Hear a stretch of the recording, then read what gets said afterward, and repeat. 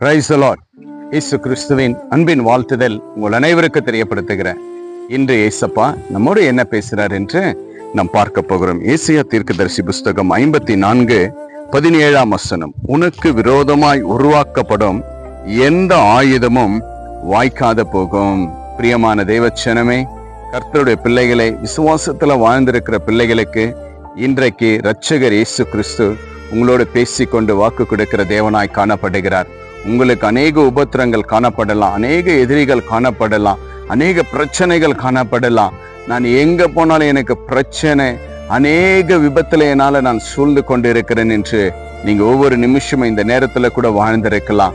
விசுவாசத்தை விட்டு விடாம தேவனை நோக்கி பார்க்கும் பொழுது கர்த்தர் உங்களோடு பேசி கொள்ளுகிற வார்த்தை, உங்களுக்கு உருவாகும் எந்த ஆயுதமும் வாய்க்காத போகும் என்று இயேசு கிறிஸ்து இன்றைக்கு உங்களை பார்த்து சொல்லக்கூடிய ஒரு வார்த்தையாய் காணப்படுகிறது.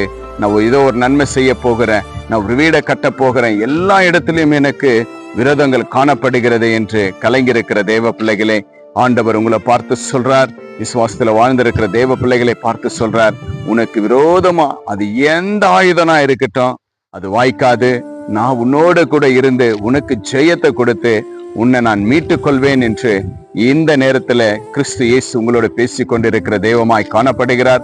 இஸ்ரவேல் ஜனங்களுக்கு எத்தனை போராட்டங்கள், எத்தனை அடிமைத்தனத்துல அவங்களை கொண்டு போகும் பொழுதெல்லாம் இரட்சகர் தேவன் அவர்களை மீட்டு சுகபலத்தோடு கொண்டு வந்து எல்லா ஆயுதங்களும் உடைத்து கர்த்தர் உயர்த்தின தேவனாய் காணப்படுகிறார். இன்றைக்கு இதை பார்த்து கேட்டுக்கொண்டிருக்கிற ஒவ்வொரு தெய்வ பிள்ளைகளுக்கும் கர்த்தர் வாக்கு கொடுக்கிறார்.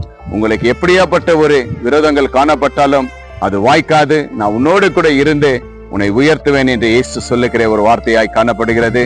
விசுவாசிங்க, கர்த்தர் நிச்சயமாகவே உங்களுக்கு விரோதமா எழும்புகிற ஆயுதங்கள் வாய்க்காத போக கர்த்தர் உங்களோடு இருப்பார்.